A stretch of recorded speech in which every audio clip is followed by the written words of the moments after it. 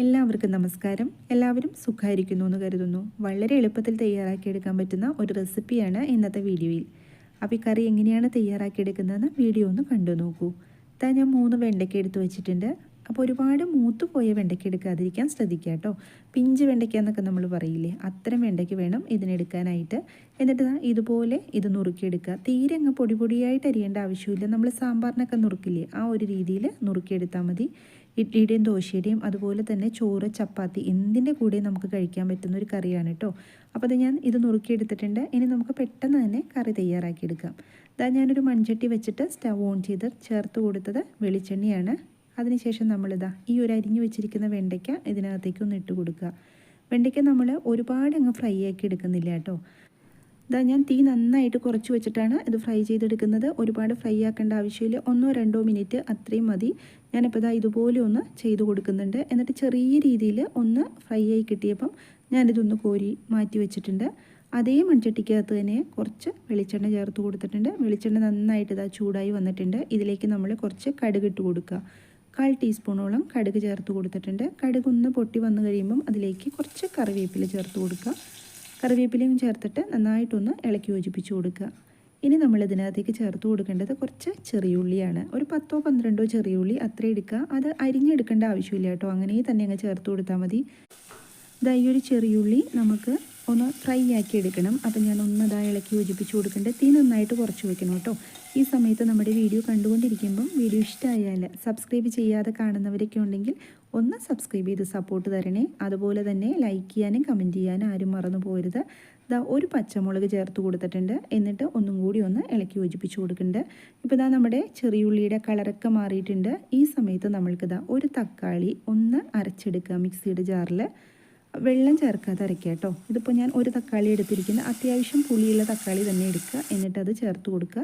എന്നിട്ട് നല്ലപോലെ ഒന്ന് ഇളക്കി യോജിപ്പിച്ച് കൊടുക്കുക. ഇനി നമുക്ക് ഈ ഒരു തക്കാളി ചെറുതായിട്ടൊന്ന് തിളച്ച് കിട്ടണം. ആ ഒരു തക്കാളിയുടെ ഒരു പച്ച ടേസ്റ്റ് ഉണ്ടല്ലോ, അതൊന്ന് മാറിക്കിട്ടാൻ വേണ്ടിയിട്ട് ഞാൻ ഒന്ന് തിളപ്പിക്കുന്നുണ്ട്. ഈ സമയത്ത് ഉപ്പ് ചേർത്ത് കൊടുക്കുക. പാകത്തിന് ഉപ്പിട്ട് കൊടുത്തിട്ടുണ്ട്. ഉപ്പും കൂടെ ചേർത്തതിന് ശേഷം ഇത് ഒന്നും കൂടി ഒന്ന് തിളപ്പിച്ചെടുക്കുക. ഈ സമയത്ത് ഇനി പൊടികളാണ് ചേർത്ത് കൊടുക്കേണ്ടത്. 1/4 ടീസ്പൂൺ മഞ്ഞൾപ്പൊടി ചേർത്ത് കൊടുത്തിട്ടുണ്ട്. ഇനി ചേർത്ത് കൊടുത്തത് മുളക് പൊടിയാണ്. മുളക് പൊടി 3/4 ടീസ്പൂൺ ചേർത്ത് കൊടുത്തിട്ടുണ്ട് കേട്ടോ. അപ്പോൾ മുളക് പൊടി എരിവൊക്കെ നോക്കിയിട്ട് ആവശ്യത്തിന് ചേർത്ത് കൊടുക്കുക. നമ്മൾ പച്ചമുളകും ചേർത്തിട്ടുള്ളതാണ്. അപ്പോൾ ഇത്രയും മുളക് പൊടിയാണ് ഞാൻ ചേർത്ത് കൊടുത്തിട്ടുള്ളൂ. ഇനി ചേർത്ത് കൊടുക്കേണ്ടത് മല്ലിപ്പൊടി. മല്ലിപ്പൊടി 1 ടേബിൾ സ്പൂൺ ചേർത്ത് കൊടുത്തിട്ടുണ്ട്. മല്ലിപ്പൊടി അത്ര എടുക്കണം കേട്ടോ. അതിനുശേഷം നല്ലപോലെ ഒന്ന് ഇളക്കി യോജിപ്പിച്ച് കൊടുക്കുക. ഇത് നല്ല തിക്ക് ഗ്രേവിയോട് കൂടിയിട്ടുള്ള ഒരു കറിയാണ് കേട്ടോ. വളരെ രുചികരമാണ്. കുട്ടികൾക്കൊക്കെ നല്ല ഇഷ്ടപ്പെടുന്ന ഒരു കറി തന്നെയാണ്. ഉണ്ടാക്കിയെടുക്കാനായിട്ടും വളരെ സിമ്പിളാണ്. ഇനി നമ്മൾക്ക് ഇതിനകത്തേക്ക് കുറച്ച് പുളിവെള്ളം ഒഴിക്കുക. വാളംപുളി ഉണ്ടല്ലോ, ഒരുപാട് ചേർത്ത് കൊടുക്കേണ്ട. നമ്മൾ തക്കാളി ചേർത്തതാണ്. വളരെ കുറച്ച് മാത്രം പുളി ചേർത്ത് കൊടുത്താൽ മതി. എന്നിട്ട് ഇത് നല്ലപോലെ ഒന്നും കൂടി ഒന്ന് തിളപ്പിക്കുക. ആ പുളി നമ്മൾ ചേർത്തതാണല്ലോ. ഇനി വെള്ളം ചേർത്ത് കൊടുക്കുക. അപ്പോൾ പുളി ചേർത്തിട്ട് ഒന്ന് തിളച്ചതിന് ശേഷം മാത്രമാണ് കേട്ടോ ആവശ്യത്തിന് വെള്ളം ചേർത്ത് കൊടുക്കാൻ പാടുള്ളൂ. ഞാനിപ്പോൾ ചേർത്ത് കൊടുത്തത് 1.25 ഗ്ലാസ് വെള്ളമാണ്. അത്രയും ചേർത്ത് കൊടുത്തിട്ട് നല്ലപോലെ ഒന്ന് ഇളക്കി യോജിപ്പിച്ച് കൊടുക്കുക.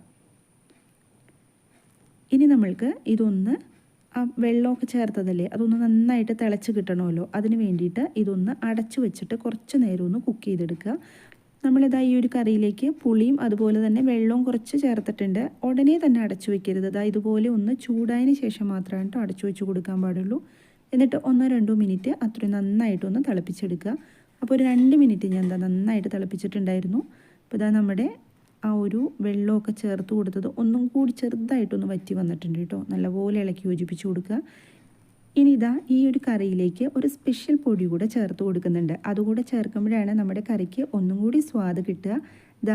ഈ ഒരു പൊടി, ഇത് പൊടിക്കുന്നതിൻ്റെ വീഡിയോ ഇതിനു മുൻപും നമ്മൾ ചെയ്തിട്ടുണ്ട്. ഒരു കുമ്പളങ്ങ കറി തയ്യാറാക്കിയെടുത്തപ്പം ഈ ഒരു പൊടി ചേർത്തിട്ടാണ് അന്ന് കറി തയ്യാറാക്കിയെടുത്തത്.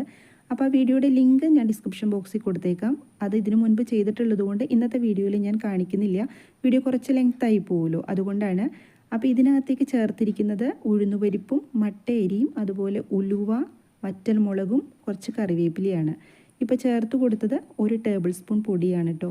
അപ്പോൾ നേരത്തെ നമ്മൾ മുളക് പൊടി ചേർക്കുമ്പം കുറച്ച് ചേർത്താൽ മതി. കാരണം ഈ ഒരു പൊടിയിൽ നമ്മൾ വറ്റൽമുളക് പൊടിച്ചെടുക്കുന്നുണ്ട്. ഈ പൊടി ചേർത്ത് കഴിയുമ്പം നമ്മുടെ കറി നന്നായിട്ട് കുറുകി നല്ല ഗ്രേവിയോട് കൂടി കിട്ടും കേട്ടോ. ഇത് പൊടിച്ചു വെച്ചാൽ കുറേ നാൾ നമുക്ക് കേടുകൂടാതെ ഇരിക്കുകയും ചെയ്യും. കറികളൊക്കെ ചിലത് തയ്യാറാക്കുമ്പം ചേർത്ത് കൊടുത്താൽ കുറച്ച് സ്വാദൊക്കെ കിട്ടും. ഇനി നമ്മളിതാ ഇതിനകത്തേക്ക് നമ്മൾ നേരത്തെ ഒന്ന് ഫ്രൈ ചെയ്ത് വെച്ചിരിക്കുന്ന വെണ്ടയ്ക്ക ഉണ്ടല്ലോ, അത് ചേർത്ത് കൊടുക്കുക. അപ്പോൾ വെണ്ടയ്ക്ക ഈ സമയത്ത് ചേർത്ത് കൊടുക്കേണ്ട ആവശ്യമുള്ളൂ. കാരണം ഇനി ഒന്നും കൂടി നമ്മളൊന്ന് തിളപ്പിച്ചെടുക്കുമ്പോൾ വെണ്ടയ്ക്കൊക്കെ നന്നായിട്ട് വെന്ത് കിട്ടിക്കോളും. ഓൾറെഡി നമ്മൾ ഫ്രൈ ചെയ്തിട്ടുള്ളതാണല്ലോ. അതുകൂടെ ചേർത്ത് കൊടുത്തിട്ടുണ്ട്. എന്നിട്ട് ഒന്ന് തിളച്ചതിന് ശേഷം നമ്മൾക്കിതൊന്ന് അടച്ചു വെച്ച് കൊടുക്കണം. ഒരുപാട് നേരമൊന്നും ഇനി നമ്മൾ തിളപ്പിക്കേണ്ട ആവശ്യമില്ല. കാരണം പൊടിയൊക്കെ വറുത്ത് പൊടിച്ചതാണ്.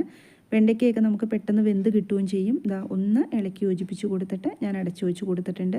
1-2 മിനിറ്റ് അത്രേ ആവശ്യമുള്ളൂ കേട്ടോ. അപ്പം ഞാനൊരു 1 മിനിറ്റ് അത്രയും ഞാൻ തിളപ്പിച്ചിട്ടുള്ളൂ. നമ്മുടെ കറി ഇവിടെ റെഡിയാക്കി കിട്ടിയിട്ടുണ്ട്.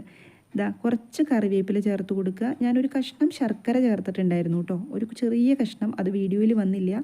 അത് വേണമെങ്കിൽ മാത്രം ചേർത്ത് കൊടുത്താൽ മതി. ഇങ്ങനെ കറികൾ തയ്യാറാക്കുമ്പോൾ കുറച്ച് ശർക്കരയും കൂടി ചേർത്താൽ കറിക്ക് കുറച്ചും കൂടി ടേസ്റ്റൊക്കെ കിട്ടും. അപ്പോൾ സ്റ്റൗ ഞാൻ ഓഫ് ചെയ്ത് കൊടുത്തിട്ടുണ്ട്. മൺചട്ടി ആയതുകൊണ്ടാണ് ഒന്നും കൂടി തിളച്ചുകൊണ്ടിരിക്കുന്നത്. അപ്പോൾ ഇതുപോലെ കറി തയ്യാറാക്കി നോക്കാത്തവർ എന്തായാലും തയ്യാറാക്കി നോക്കണേ. എന്നിട്ട് കമൻറ്റ് ബോക്സിൽ ഫീഡ്ബാക്ക് പറയണം കേട്ടോ.